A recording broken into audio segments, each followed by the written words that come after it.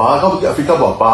Dia pergi hantar duit dia. Itu mana ada orang ada duit mari melabur di sini. Tak, dia pergi hantar duit dia semua pergi Afrika.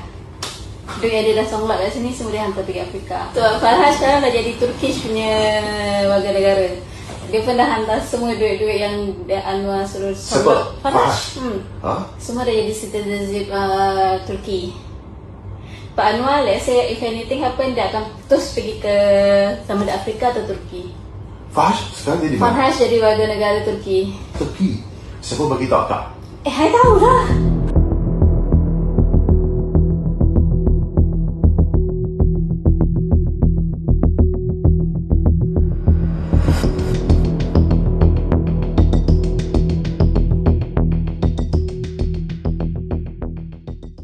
Pada petang ni, anak guam kami iaitu Encik Abdul Rahman telah daripada MNOW Media telah pun dipanggil oleh pihak polis untuk memberikan kenyataan di bawah Seksyen 112 Kanun Prosedur Jenayah, dan dia disiasat di bawah Seksyen 500 Kanun Keseksaan Penal Code dan juga Seksyen 233 Akta MCMC. Now, sebab kenapa dia disiasat adalah disebabkan oleh suatu artikel berkenaan dengan video Sofia Rini Buyong yang dikeluarkan oleh Albert Tay yang telah pun diterbitkan oleh Malaysia Now, website Malaysia Now. Okey, dan suatu report polis telah pun difailkan oleh seorang individu bernama Farhaj Wafa Salvador, di mana disebabkan oleh report polis tersebut, anak guam kami telah pun dipanggil untuk diberi pernyataan pada hari ini. Kami sangat-sangat kecewa bahawa anak guam kami telah pun dipanggil untuk beri kenyataan kerana ini merupakan pihak media dan apa yang diterbitkan merupakan benar-benar belaka. Jadi tak ada sebab, memang tidak masuk akal untuk pihak media dipanggil oleh pihak polis untuk diberi kenyataan tanpa sebarang sebab yang kukuh. Dan ini merupakan suatu intimidation, suatu intimidasi terhadap pihak wartawan yang langsung tidak boleh diterima. Pihak wartawan, pihak media merupakan salah satu daripada institusi negara ini yang sangat-sangat penting. Jika terdapat intimidasi, apa yang berlaku adalah pihak media akan fikir dua kali sebelum mereka menerbitkan sesuatu artikel. Itu tidak boleh diterima. Pihak media harus diberi kebebasan untuk menerbitkan apa saja yang mereka fikir patut diterbitkan. Jika apa yang diterbitkan itu merupakan suatu pembohongan atau merupakan suatu fitnah dan sebagainya, individu yang dinamakan, mereka bolehlah mengambil tindakan sivil di mahkamah. Tak ada hal. Tapi kenapa pihak polis nak intimidasikan pihak wartawan? Itu yang tidak boleh diterima. Dan hari ini terdapat 57 soalan yang telah pun ditujukan kepada anak guam kami. Bukan satu, bukan dua, bukan 20, bukan 30, 57 soalan. Dan kami sangat hairan dan terperanjat apabila salah satu daripada soalan yang ditujukan kepada anak guam kami adalah, adakah artikel yang diterbitkan pada 22 hari bulan April itu, adakah artikel itu akan akan menjejaskan reputasi Perdana Menteri iaitu Anwar Ibrahim? Ini masuk akal ke? Pihak polis nak siasat reputasi Perdana Menteri? A loss of words. I'm so shocked that the police are asking this question. Mereka sanggup tanya soalan macam ni.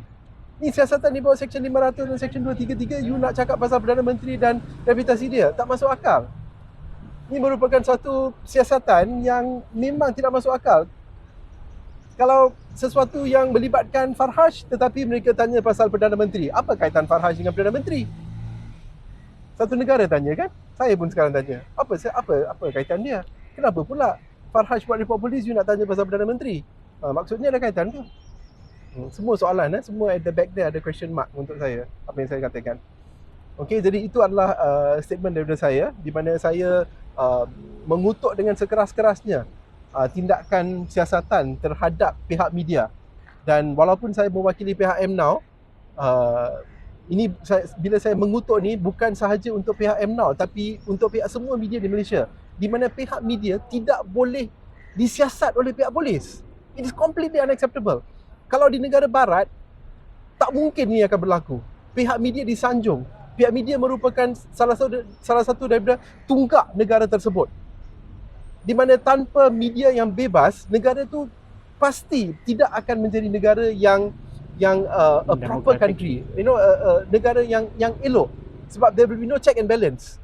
Pihak politik boleh buat apa saja yang mereka nak, rakyat tak akan tahu, tak akan dipersoal, tak akan keluar, maklumat tu tak akan keluar. So the media is so important. Yang tu yang saya nak mempertekankan lah. Soalan-soalan yang ditujukan kepada anak guam kami, berdasarkan nasihat guaman, anak guam kami telah pun menyatakan bahawa dia akan jawab di mahkamah. Ada rapasan handphone tu? Sebab dia ini bukan normal, ini abnormal.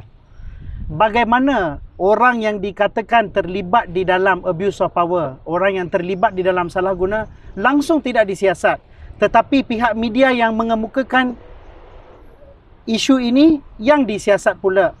Lebih lagi, mereka tidak mengeluarkan pernyataan untuk membidas juga, diam sahaja. Sekiranya fakta yang penting, sekiranya mereka betul-betul risau pasal fakta, sama ada benar atau tidak, sama ada reputasi mereka dicemar atau tidak, balaslah, bidaskanlah. Langsung tak ada. Memang abnormal. Ya? Lagi satu perkara yang saya nak tambah untuk soalan tuan ya, adalah bahawa kami juga dimaklumkan oleh pihak polis hari ini bahawa bukan sahaja Malaysia Now atau MNOW sahaja yang disiasat, tetapi satu statement telah pun diambil daripada Malaysia Kini. Dan kami juga difahamkan bahawa terdapat media-media lain yang juga Harakah-Daily yang juga telah dinamakan di dalam report polis yang difailkan oleh Farhash Wafa Salvador, dan semua media-media ini sedang dipanggil satu persatu ke balai polis untuk mengambil kenyataan. Ini merupakan, saya nak ulang lah, saya dah cakap dah tapi saya nak ulang. This is intimidation of the press by the state. Langsung tidak boleh diterima.